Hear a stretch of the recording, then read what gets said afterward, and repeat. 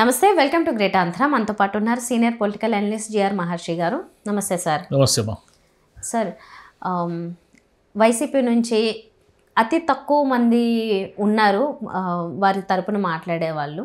అందులో అంటే బలమైన మీడియా లేదు అన్న వాస్తవం అయితే జగమెరిగిన సత్యమే. దాంట్లో ఉన్న 1-2 గొంతుల్ని కూడా అణిచివేసే క్రమంలో అన్నట్లుగానే ఇప్పుడు కారుమూరి వెంకటరెడ్డి గారిని కూడా అరెస్ట్ చేశారు. ఇప్పుడు ఆయన అక్కడ ఇక్కడ మాట్లాడుతూ ఉంటారు. ప్రభుత్వం ఏమన్నా తప్పులు చేస్తే వాటిని గురించి ప్రశ్నిస్తుంటారు. ఇంకేమైనా ఎవరైనా మాట్లాడినా కౌంటర్లు ఇవ్వగలిగేలాగా ఆయన మాట్లాడుతూ గొంతు వినిపిస్తూ ఉన్నారు. ఇప్పుడు రెడ్ బుక్ రాజ్యాంగంలో భాగం మేమేమన్నా చేస్తామన్నట్లుగా ఆయన్ని కూడా అరెస్ట్ చేస్తారు. అది కూడా ఇంటిమేషన్ లేకుండా సడన్గా ఇంటికి వెళ్ళడం, పొద్దున్నే వెళ్ళడం, ఫోన్ లాక్కోవడం, ఇవన్నీ ఎట్లా చూడాలంటారు? ఇది మామూలు ఇంకా ప్రభుత్వాన్ని ప్రశ్నించే వాళ్ళు ఎవరైతే ఘాటుగా ప్రశ్నిస్తారో వాళ్ళ అరెస్టులు జరుగుతాయి. అదొక ప్రాసెస్. అది ఎందుకంటే పోయినసారి వీళ్ళే జగన్ అక్రమంగా వ్యవహరిస్తున్నాడు, ప్రజాస్వామ్యబద్ధంగా వ్యవహరించడం లేదు, నియంతలాగా ఉన్నాడు, రక్షణ లేదు మా తెలుగుదేశం కార్యకర్తలకి నాయకులకి అన్నట్టుగా వీళ్ళే మాట్లాడారు. ఇప్పుడేమో అటు ఇటు అయింది. ఇప్పుడు వాళ్ళ అరెస్టులు జరుగుతున్నాయి, వీళ్ళు అంతా న్యాయబద్ధంగా జరుగుతున్నట్టుగా మాట్లాడుతున్నారు. ఇప్పుడు కారుమూరి వెంకటరెడ్డి అధికార ప్రతినిధి, ఆయన్ని ఎప్పటి నుంచో టార్గెట్ చేస్తున్నట్టు ఉన్నారు బహుశా. ఆయన ఎందుకంటే ఏదైనా కొంచెం గట్టిగా మాట్లాడతాడు, అంటే ప్రభుత్వాన్ని విమర్శించే వాళ్ళలో ఆయన అధికార ప్రతినిధి కదా. ఆయన పనే మాట్లాడడము, డిబేట్లలో మాట్లాడడము, ఏదో ప్రెస్ నోట్లు లేదా వీడియోల్లో మాట్లాడడం, ఇదే కదా ఆయన పని ఆయన చేస్తున్నాడు. ఇప్పుడు ఆయన మీద కేసులు పెట్టారు. సతీష్ అనే ఆయన పరకామణి కేసులో ఒక అనుమానాస్పద స్థితిలో చనిపోయాడు తాడిపత్రి సమీపంలో. అది తాడిపత్రి పోలీసులు దాన్ని దర్యాప్తు చేస్తున్నారు. వీళ్ళు ఏమన్నారు, ఇట్లా అనుమానాస్పద ఏదైనా ఒక కేసు వస్తే దాంట్లో అనుమానాస్పద స్థితిలో చనిపోవడం అనేది చాలా రెగ్యులర్గా జరుగుతుంది, జగనే చేయిస్తున్నాడు, జగన్ వ్యవహారాలు, వివేకానంద రెడ్డి హత్య కేసు కావచ్చు, ఏదైనా కావచ్చు, ఇలా చనిపోయిన వాళ్ళ జాబితా అని వీళ్ళు మీడియాలో బ్రహ్మాండంగా వేశారు, మాట్లాడారు, రకరకాల సోషల్ మీడియాలో వచ్చింది, మనం చూసాం. ఈయనేమన్నాడు కారుమూరి, అయ్యా ఇది ప్రభుత్వం చేసిన హత్య, ప్రభుత్వం వేధించడం వల్ల ఆయన ఏదో ఆత్మహత్య చేసుకొని చనిపోయినట్టున్నాడు, లేదా ప్రభుత్వమే చంపేసింది ఆయన్ని అన్నట్టుగా ఈయన మాట్లాడాడు. ఈయన మాట్లాడితే ఈయన అరెస్ట్ చేశారు, ఆ కేసులు ఏవో పెట్టారు, ఏదో 352, 353, 196 పెట్టారు. దాంట్లో ఆ కేసుల సారాంశం ఏమిటంటే, ఇతను ప్రజాశాంతి అంటే శాంతికి భంగం కలిగిస్తున్నాడు, ఇంటెన్షనల్గా ఇతను ప్రచారాలు అంటే తప్పుడు ప్రచారాలు చేస్తున్నాడు, ఇంటెన్షనల్గా ఇతను కొన్ని వర్గాల మధ్య గొడవలు పెట్టి కొంత ప్రజలకు ఇబ్బంది కలిగిస్తున్నాడు, శాంతికి ఇబ్బంది కలిగిస్తున్నాడు అన్నట్టుగా ఆ కేసులు ఎఫ్ఐఆర్లో ఉన్నటువంటి కేసులు.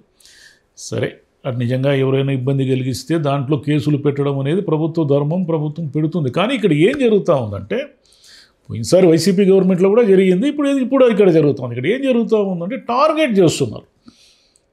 ప్రభుత్వానికి వ్యతిరేకంగా మాట్లాడకుండా ఎందుకు ఉండాలి? ఇది ప్రజాస్వామ్యం కదా.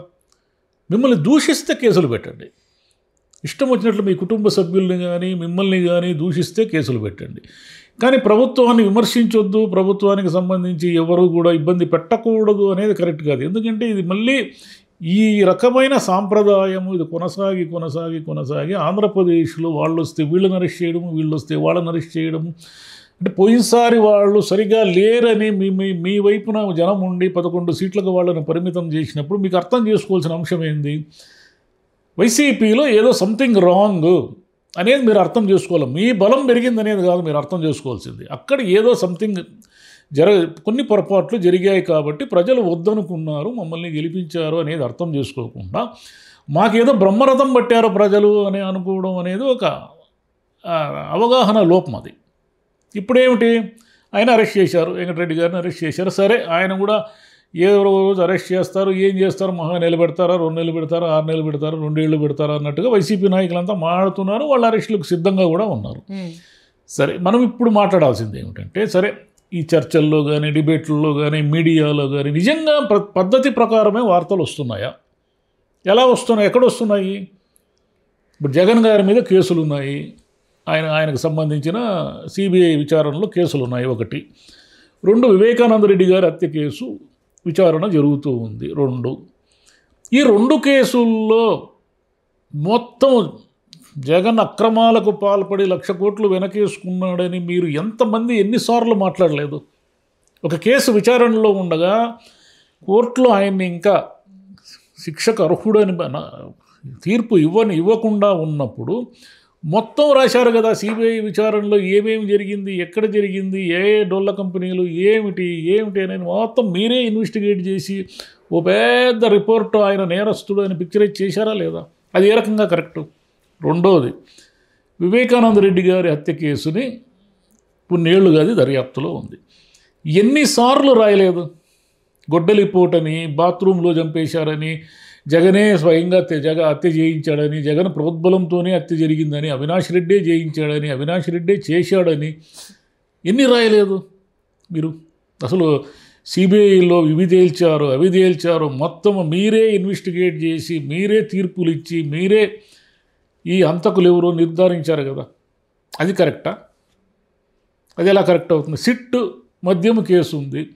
సిట్టు వాళ్ళు ఇంకా విచారించకముందే సిట్టు విచారణలో ఏం జరిగిందో టోటల్గా జగన్ గారి సొంత జోబులోకి ఎన్ని వేల కోట్లు పోయాయి, ఎలా పోయాయి అని కూడా రాసేస్తున్నారు కదా.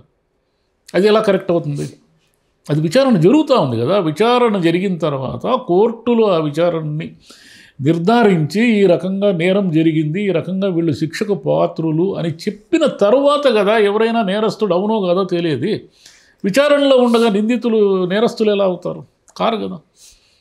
మరి ఎక్కడ ఏ ప్రాసెస్సు పాటించడం లేదు. ఇప్పుడు కొత్తగా కారుమూరి వెంకటరెడ్డి ఏదో ప్రజలకి అదేమిటి శాంతి భగ్నం చేసేసాడు అని అరెస్ట్ చేయడం అనేది ఊరికే దాన్ని కక్ష సాధింపులో భాగమా, లేకుంటే ప్రభుత్వంని ఏమైనా విమర్శిస్తే మేము ఇలాగే వ్యవహరిస్తామని ఒక హెచ్చరిక.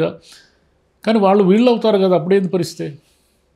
వాళ్ళు వీళ్ళైనప్పుడు మళ్ళీ మనం ఏం చేస్తామో మనకు అదే వెనక్కి వస్తుంది కదా, రిటర్న్ గిఫ్ట్. పోయినసారి వాళ్ళు చేశారు. వాళ్ళు కూడా బోలెడు మందిని అరెస్టులు చేశారు. ఎవరో ఒక ఆవిడ సోషల్ మీడియాలో పోస్టింగ్ పెట్టిందని ఒక పెద్ద ఆవిడని కూడా పోలీస్ స్టేషన్కి పిలిపించి అవమానించి ఇబ్బంది పెట్టారు. ఇవన్నీ ఉన్నాయి కాబట్టే కదా, ఎగ్జాంపుల్స్ ఉన్నాయి కాబట్టే కదా వాళ్ళు చిత్తుగా ఓడిపోయి మిమ్మల్ని గెలిపించారు. మీరు కూడా అన్డెమోక్రటిక్గా అరెస్టులు ఇష్టం వచ్చినట్లు చేసుకుంటూ పోయినారనుకోండి, మళ్ళీ సేమ్ రిజల్ట్ వస్తుంది అంతే. ఏదో టిట్ ఫర్ టాట్ లాగా ఒకరు చేశారని ఒకరు అయితే అది పర్సంటేజ్ పెంచుకుంటూ పోతున్నారు అన్నమాట. ఒకసారి 20% చేస్తాం, ఇంకొకరు వచ్చినప్పుడు 50 చేసుకుంటూ, ఇంకొకరు వచ్చినప్పుడు 70 చేస్తామని మొత్తం 100% నాయకులు అనే వాళ్ళు మిగలకుండా చేసేస్తారు కింద కార్యకర్తలను, ఆ సపోర్టర్స్ను. టిట్ ఫర్ టాట్ ఎప్పుడు కార్యకర్తలకు సంతోషాన్ని ఇస్తుంది. వాళ్ళు చేశారు కదా, ఇప్పుడు మనం చేసింది బ్రహ్మాండం అని అనుకుంటారు. సపోర్టర్స్ కార్యకర్తలు సూపర్ అనుకుంటారు. కానీ సాధారణ జనం అన్నీ అబ్జర్వ్ చేస్తూ ఉంటారు. వాళ్ళు కేర్ఫుల్గా అబ్జర్వ్ చేస్తూ ఉంటారు. వీళ్ళు ఇలాగే దురుసుగా అరెస్టులు చేయడము, ఎవరు ప్రశ్నించిన కొట్టడము, కార్యాలయాలపైన దాడి చేయడము, రెడ్ బుక్ రాజ్యాంగం అనడం, ఇవన్నీ చేస్తున్నారు అంటే వీళ్ళు కూడా వయలెన్స్ వైపు, అంటే మనకు మనం శాంతిగా జీవించే పరిస్థితి లేకుండా వీళ్ళు కూడా తయారవుతున్నారు అంటే వాళ్ళు సెకండ్ ఆప్షన్ తీసుకుంటారు. డెమోక్రసీలో ఏం జరుగుతుంది? ఒకరి వైఫల్యము, ఒకరి ఏమంటారు ప్రభుత్వాన్ని సరిగా పాలించలేని తనము, ఇవన్నీ కలిసి ప్రతిపక్షాలని గెలిపిస్తాయి. చాలాసార్లు ప్రతిపక్షం బలంతో గెలవదు, అధికార పార్టీ బలహీనతతో గెలుస్తుంది. అధికార పార్టీ చేసే తప్పులు, లోపాలు, వైఫల్యాలతో గెలుస్తుంది. చంద్రబాబు నాయుడు గారు సుదీర్ఘమైన రాజకీయ అనుభవం ఉన్న వ్యక్తి. ఈసారి చాలా జాగ్రత్తగా, చాలా బ్యాలెన్స్డ్గా ఉంటారు అనుకుంటే ఆయన హయాంలో కూడా ఏందో ఈ టిట్ ఫర్ టాట్లే జరుగుతున్నాయి. ఓకే, అంటే ఇవన్నీ కూడా ప్రజలు గమనిస్తూ ఉంటారు. అంటే వాళ్ళు చేశారు కాబట్టి మేము చేయకూడదు అంటే అది ఓకే, కానీ ఎంతవరకు? మిమ్మల్ని దూషిస్తే కేసులు పెట్టండి, మీ కుటుంబ సభ్యులు అవమానపరిస్తే కేసులు పెట్టండి, లేదా ఉద్దేశపూర్వకంగా ప్రజల్ని రెచ్చగొట్టడము, లేదా రెండు వర్గాల మధ్య గొడవ పెట్టడము చేస్తే కేసులు పెట్టండి. మీ ప్రభుత్వంలో ఉన్న తప్పులో ఒప్పులో వాటిని విమర్శిస్తే కేసులు ఎట్లా పెడతారు? మరి అప్పుడు ఆ సతీష్ని హత్య చేసింది వీళ్ళు వైసీపీ వాళ్ళే, ఈ కేసును తప్పుదో పట్టించడానికి హత్య చేశారని మొత్తం మీడియా దగ్గర నుంచి ప్రతి ఒక్కరూ మాట్లాడినారు కదా. వాళ్ళందరినీ కూడా అరెస్ట్ చేయాలి కదా. వాళ్ళు కూడా తప్పుడు సంకేతాలే కదా పంపారు. అట్లా మరి చేయలేదు కదా. మరి మీడియా ట్రయల్ చేయడమో లేకపోతే వాళ్ళు ఈ విధంగా ప్రచారం చేయడమో అనేది అది కరెక్ట్ కాదు. అయినా కానీ వీళ్ళు చేస్తే తప్పు అంటారు, అదే ఒకరు చేస్తే మజాక్, ఇంకోళ్ళు చేస్తే రజాక్. మనం చేస్తే కరెక్ట్, మనం అధికారంలో ఉన్నప్పుడు మనం చేస్తే కరెక్ట్ అనుకున్న వాళ్ళంతా ఒకరోజు అధికారం కోల్పోతారు.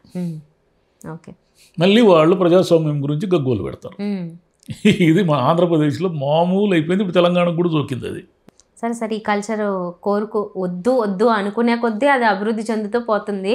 మరి ఎప్పుడో ఇదే భవిష్యత్తు, రాజకీయాల భవిష్యత్తు ఇదే. ఎవరు అధికారంలోకి వస్తే అవతల వాళ్ళ మీద కక్ష తీర్చుకోవడమే. రైట్. సరే, ప్రపంచం అంతా అంటే సోషల్ మీడియా ఇదంతా ఏంటో అన్కంట్రోల్ సిచ్యువేషన్లో ఉన్నది. అది అందులో పాలిటిక్స్ ఉన్నాయి, ఇంకా అన్ని సామాన్య మనుషుల జీవితాలు కూడా ఇందులో ఒక రకంగా నలిగిపోతున్నప్పుడు పాలిటిక్స్కి ఇంకొక స్థానం ఇస్తారు. ఎందుకంటే ఇంకా అందరూ వారి అభిప్రాయాలు చెప్పుకుంటూ పోతారు.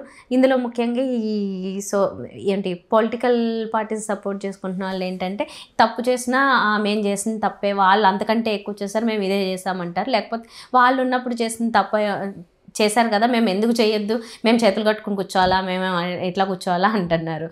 నిజంగా అదే మాట వస్తుంది. కాబట్టి మనం ఇది ఎంత మాట్లాడుకున్నా ఆపగలిగేది అయితే కాదు. ఇంకా వాళ్ళు ఏమనాలి, తర్వాత ప్రభుత్వం వచ్చినప్పుడు వాళ్ళు చూసుకుంటారు అంతే, వీళ్ళు ఉన్నప్పుడు వీళ్ళు చేస్తుంటారు అంతే. Right sir, thank you.